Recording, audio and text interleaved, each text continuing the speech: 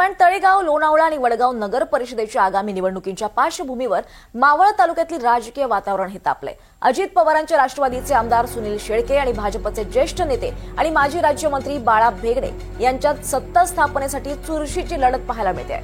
महायुतीचे घटक पक्ष असून सुद्धा स्थानिक स्तरावर हे दोन्ही नेते परस्परांविरोधात उभे ठाकले आहेत।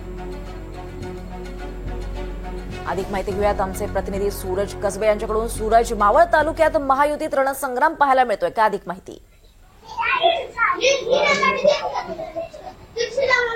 दीपाली, आपण पाहिले तर 2016 साली ज्यावेळेस लोणावळा नगर परिषद, वडगाव नगर पंचायत आणि तळेगाव दाभाडे या नगर परिषदांच्या निवडणुका झाल्या होत्या, त्यावेळेस आपण पाहिले तर या तिन्ही नगर परिषद आणि एक नगर पंचायत या तिन्ही ठिकाणी भारतीय जनता पक्षाची सत्ता आली होती। त्या ठिकाणी नगराध्यक्ष सुद्धा भारतीय जनता पक्ष होता, त्यामुळे अधिक बळ भारतीय जनता पक्षाला त्या ठिकाणी असल्याचं पाहायला मिळतं। म्हणूनच स्थानिक पातळीवरती जे स्थानिक जे नेते असतात ते या ठिकाणी आपलं स्वतःचं बळ आजमावून पाहतात, म्हणूनच त्यांनी स्वबळाचा नारा दिलाय।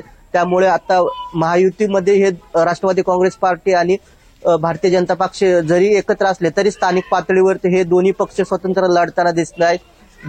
दोन्ही पक्षांमध्ये सध्या कार्यकर्त्यांचे इन्कमिंग सुरू आहे। भारतीय जनता पक्षाच्या उमेदवारांची नावे सुद्धा लोणावळा नगर परिषदेसाठी जी आहेत त्यांची जाहीर करण्यात आली। तर राष्ट्रवादी अजित पवार गटाचे जे नेते सुनील शेळके हे अद्याप देखील त्यांच्या उमेदवारांची चाचपणी करतात। कोण उमेदवार आपल्याकडून लोणावळा नगर परिषद असेल, वडगाव नगर पंचायत असेल, त्याचबरोबर तळेगाव दाभाडे नगर पंचायत असेल या ठिकाणी देण्यासाठी ते उमेदवारांची चाचपणी करतात। तर दुसरीकडे आपण पाहिलं भारतीय जनता पक्षाची जोरदार तयारी सुद्धा झाल्याचं पाहायला मिळतं। त्यामुळे एकूणच काय आगामी काळात, कारण आजपासूनच या ठिकाणचे जे उमेदवारी अर्ज आहेत ते भरायला सुरुवात झाली। आगामी काळात कोण बलाढ्य उमेदवार सुनील शेळके त्या ठिकाणी देतात आणि नक्की तळेगाव नगर परिषद, वडगाव नगर पंचायत आणि लोणावळा नगर परिषदेवरती महायुतीतीलच या दोन घटक पक्षांपैकी नक्की सत्ता कोणाची येते, राष्ट्रवादीची येते की भारतीय जनता पक्षाची येते, हे पाहणं देखील तितकंच महत्त्वाचं असणार आहे। दीपाली, निश्चितच सूरज, धन्यवाद या सगळ्या सविस्तर माहितीसाठी।